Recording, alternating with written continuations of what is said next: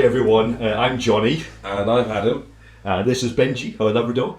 And welcome to our new channel where we'll be documenting our move from a new build to a 174-year-old cottage in the beautiful rural countryside of Scotland.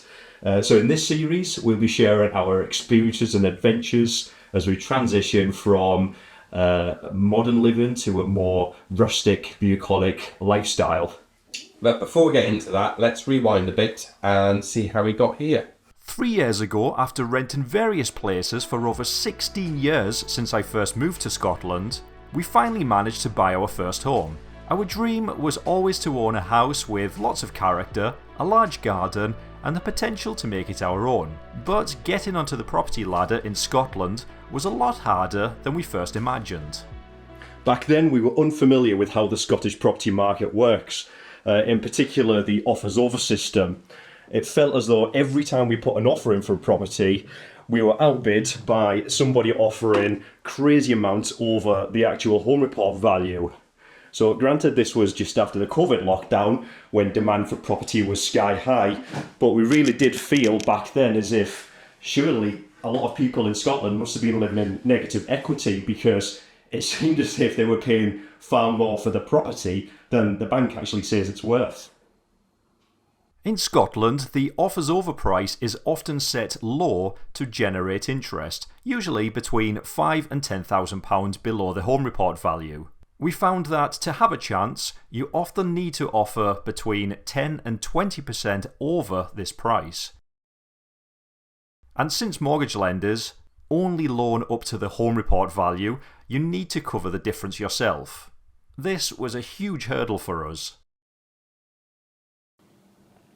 So we did actually have an offer accepted on a property once, only to find out a little later that the bank won't actually lend you over the home report value. So we put an offer in just slightly over the home report value to obviously try and secure the property, which seemingly is what everybody does up here in Scotland.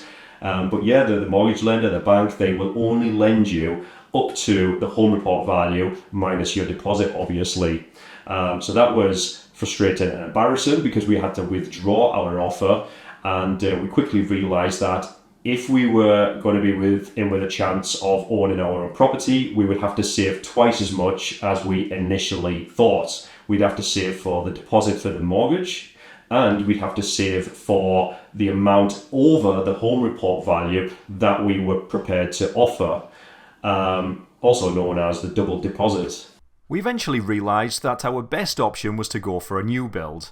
New builds are usually sold at a fixed price, meaning what you see is what you pay.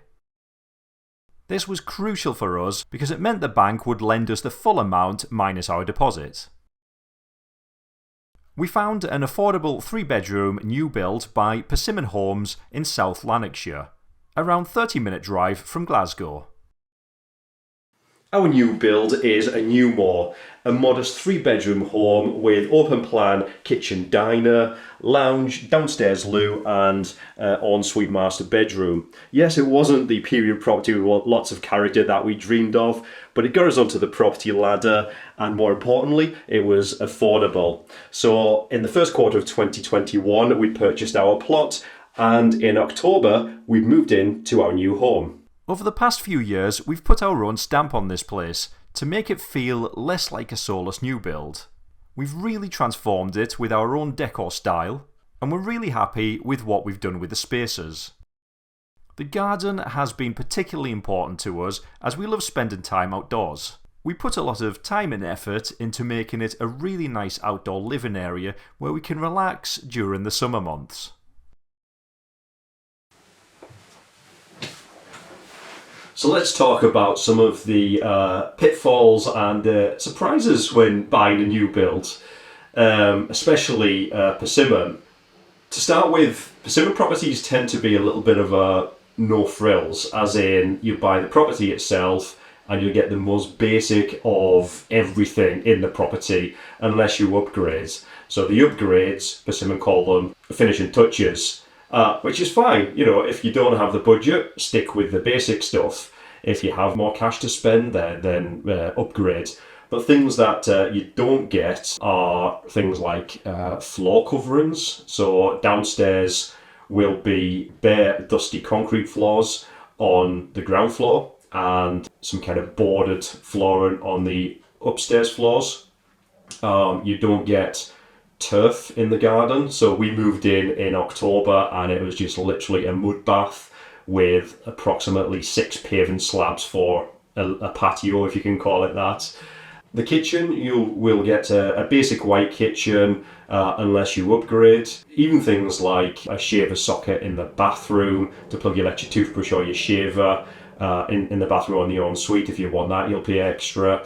The TV aerial socket was in the corner of the room instead of on the wall, which would be the most obvious choice to have your TV. TV aerial itself, when we went to plug the TV in, realised, being our first new build property, that they don't put a TV aerial in, so you'll have to pay somebody to come out and install that for you, unless you're quite DIY savvy and can do that yourself. Yeah, so my point is, you really don't get much in a new build property. It is literally a carcass. Well, no, I wouldn't say a carcass. Obviously, you've got your bathroom suite, your shower, and that's another thing. You'll have the most basic shower, but there are options to upgrade. If money's tight, you can just stick with the basic shower. If you have a bit more money you can spend, then upgrade to a super duper rain shower, for example. The same as the radiators in the bathroom and the ensuite. If you don't upgrade, there'll be basic white radiators. People these days in a bathroom, they at least want a towel radiator to dry the towels on and things like that. My advice would be, if you can upgrade at the time, it's worth doing that. We only upgraded for the upstairs carpets and a carpet on the stairs. The downstairs, we just put LVT, the luxury vinyl tile flooring, down, and we basically bought that and did it ourselves, and I think we did not a bad job considering we're not floor fitters. One thing I would say is, if you can upgrade your kitchen at the time of purchasing the plot, then do that. It might cost an extra $5,000, for example, and you'll get to choose your own colours and cabinet doors, etc. But if you were to stick with a white basic kitchen and then decide further down the line you want to upgrade your kitchen, you want to rip that out and buy a new kitchen, I can assure you it will cost you a lot more than the $5,000 it cost you to upgrade your kitchen at the time. So if you can push the boat out, definitely upgrade the kitchen, because kitchens sell houses. If it doesn't have a nice kitchen, it's gonna hang around on the market for longer when you do come to sell a new home in the future, that is.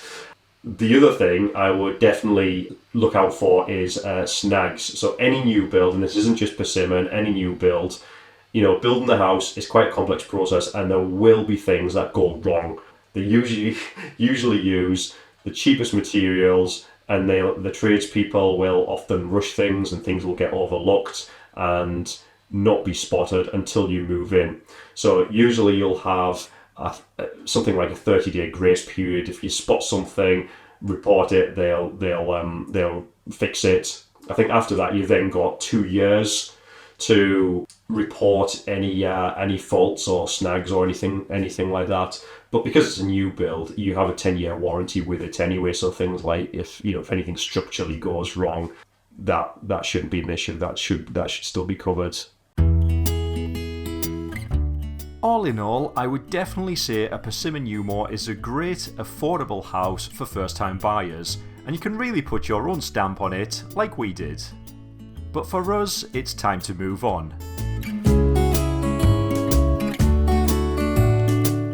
In the next video, we'll tell you about our challenges in trying to find our next property, once again dealing with the dreaded offers over system, and how we figured ways around it. If you found this video helpful or have any questions about the process, please leave a comment below. And don't forget to like, subscribe and hit the notification bell so that you don't miss our next update.